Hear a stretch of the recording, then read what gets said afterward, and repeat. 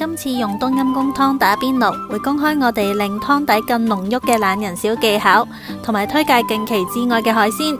鍾意我呢條片嘅，記得訂閱、讚好、留言啦！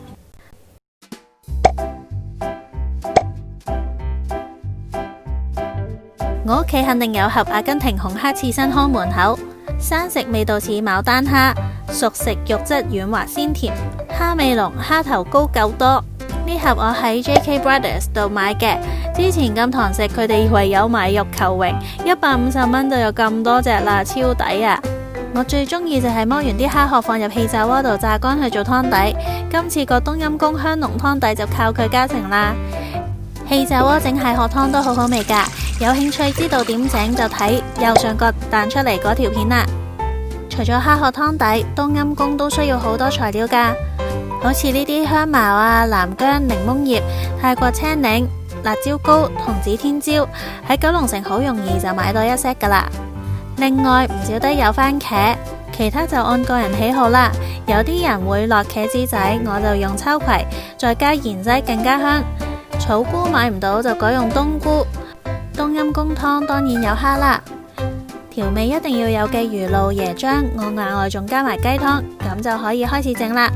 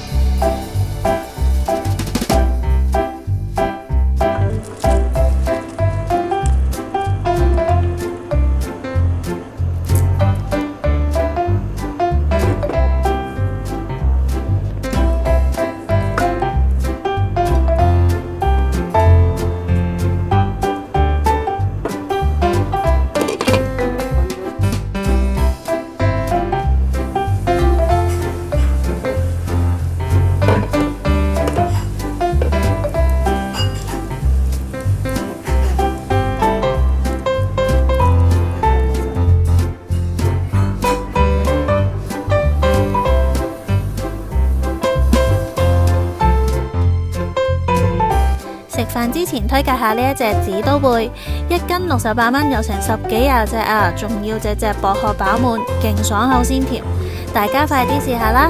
我食飯先啦。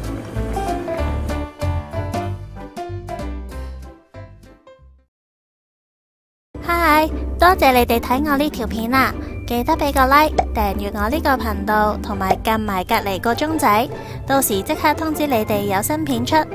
我嘅 Facebook 同埋 Instagram 仲有其他分享㗎，再唔係都可以去重溫住我之前啲片先啦。我哋下次見，拜。